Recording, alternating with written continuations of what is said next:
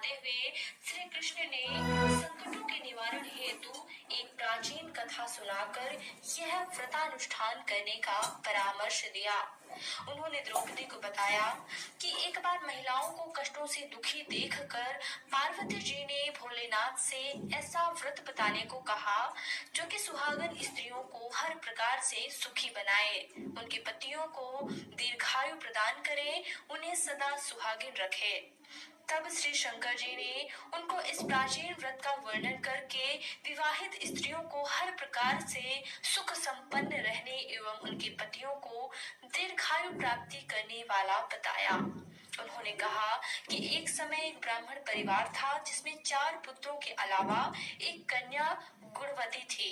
परिवार के सभी व्यक्ति धार्मिक थे और वर्ष के सभी व्रत पूजा पाठ इत्यादि किया करते थे।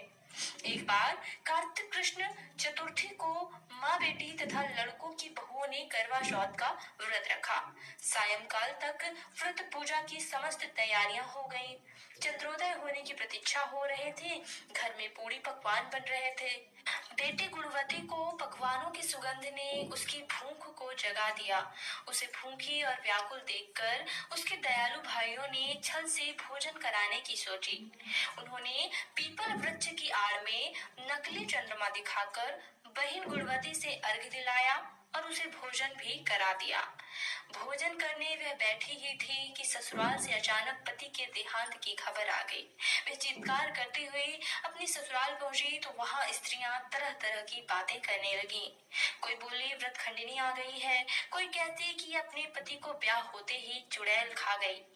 एक तो पति मरने का उसे गहरा सदमा लगा था और दूसरी स्त्रियों की ऐसी तीखी बातों से उसका मन इतना विह्वल हो गया कि वह धरती पर पछाड़ खा खा कर रोने लगी। हाय, मैं सचमुच ही राक्षसी हूँ, मैंने अपने पति को खाया है, सचमुच ही राक्षसी हूँ, मैंने अपने पति को खाया है।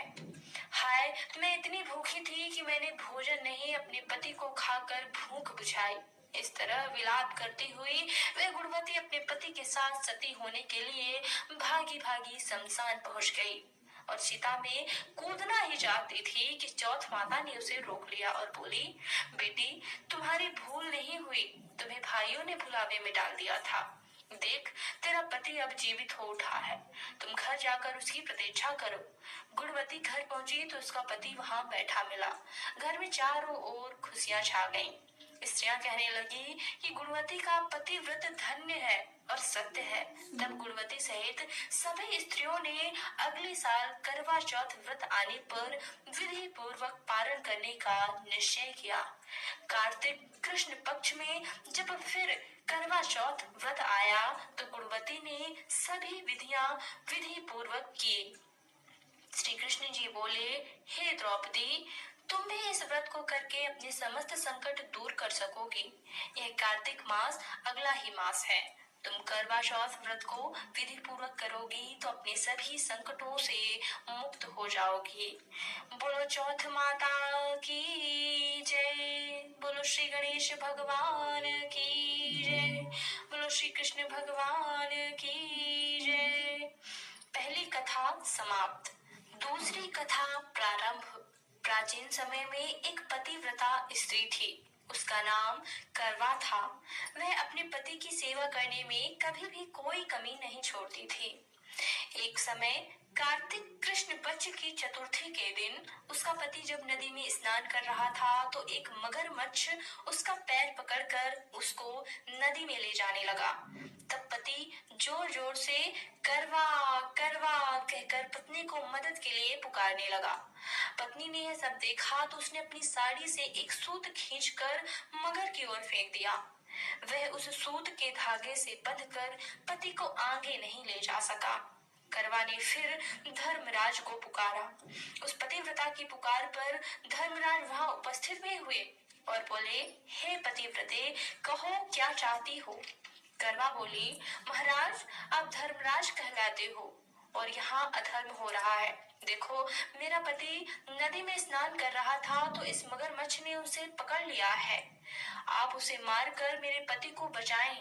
यमराज बोले, हे पुत्री, मगरमच्छ की आयु अभी मरने की नहीं हुई है, अभी इसकी आयु शेष है, इसलिए मैं इसको मृत्यु तो नहीं दे दे सकता।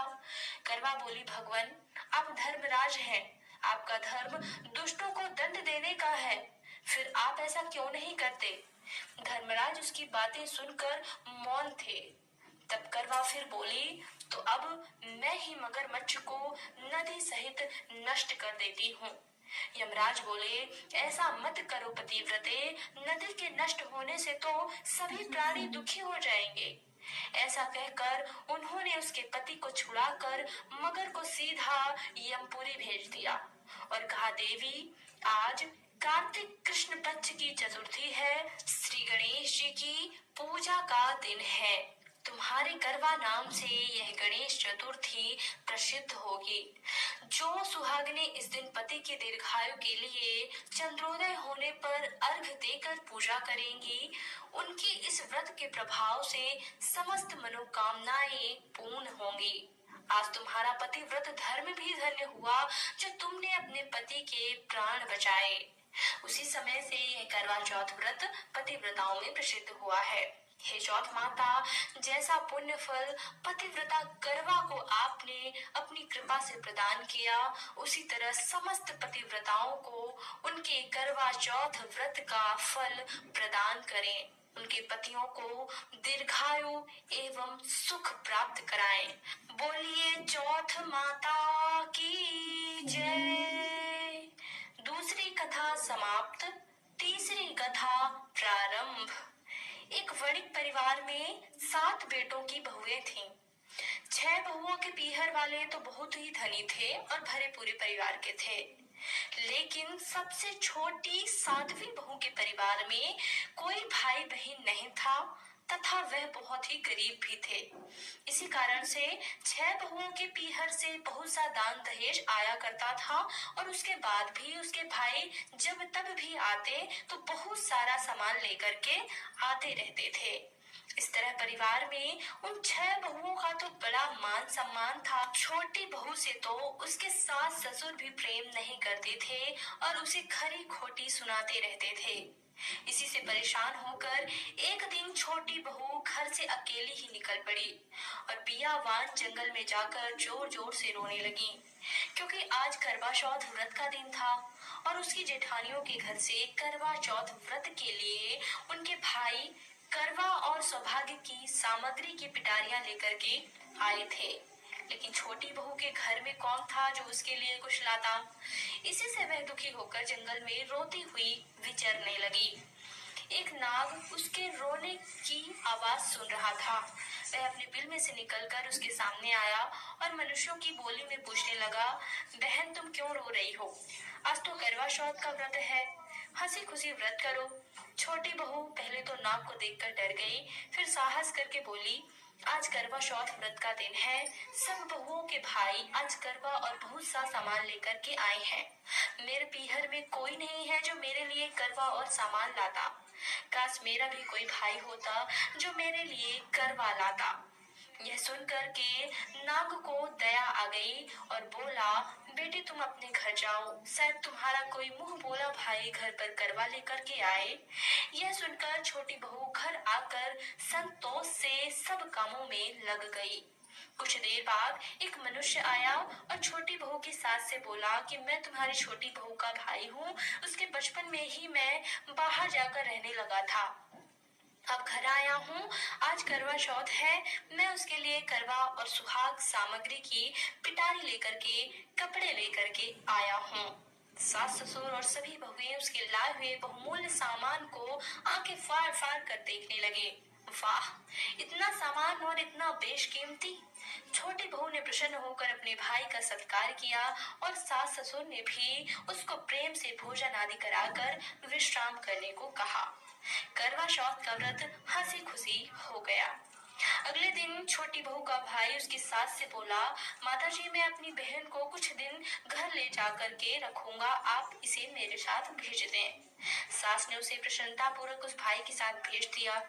वह मनुष्य रूप में नागों का राजा था।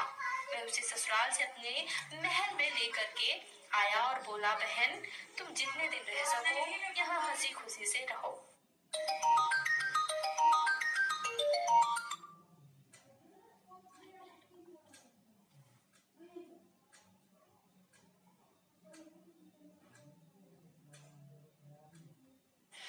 इच्छानुसार खाओ पियो और सारे महल में जहाँ मर्जी हो वहाँ घूमो, लेकिन हाँ एक बात का ख्याल रखना कि सामने वाली नाद का ढक्कन उठाकर कुछ नहीं देखना। और अब छोटी बहू महल में आराम से रहने लगी। एक दिन जब भाई कहीं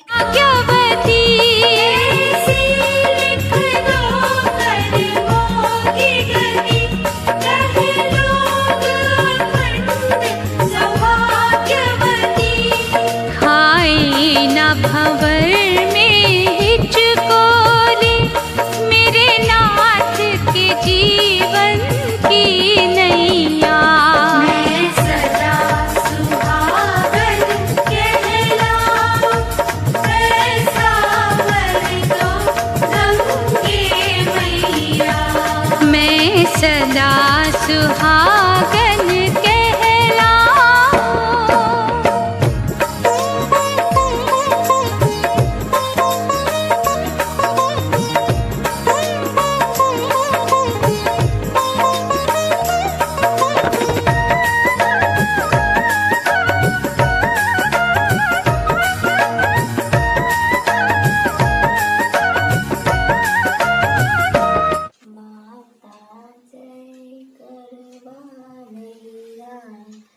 जो व्रत कर तुम्हारा पार करो नैया।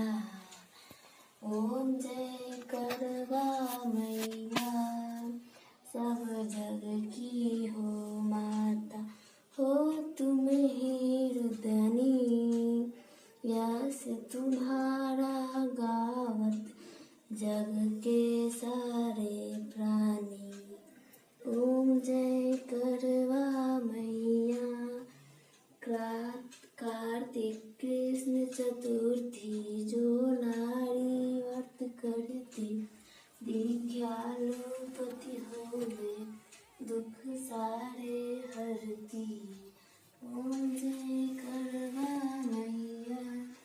होए सुहागिन नारी सुख संपत्ति पावे, गणपति बड़े दयालु विघ्न सभी नासे। ओम जय करवा मैया। करवा माई की आरती व्रत कर जो गावे, व्रत उनका हो पूरन सब विधि सुख पावे। ओम जय करवा मैया। ओम जय करवा मैया। जय गणेश जय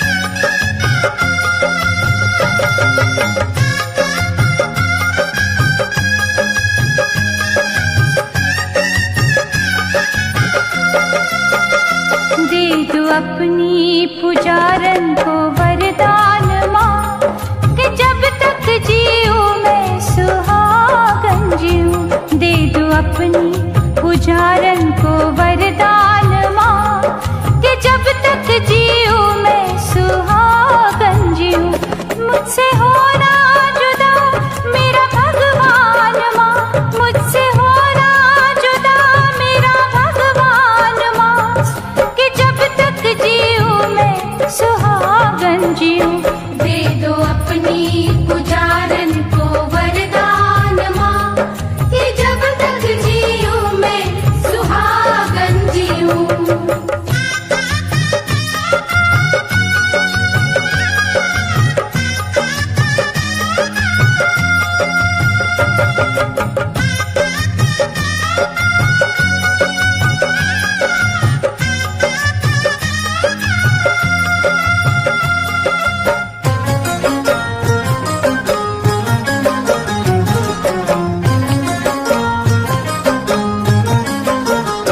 मांग सिंदूर से ये भरी ही रहे, मैं दिन रात तुझसे यही मांगती।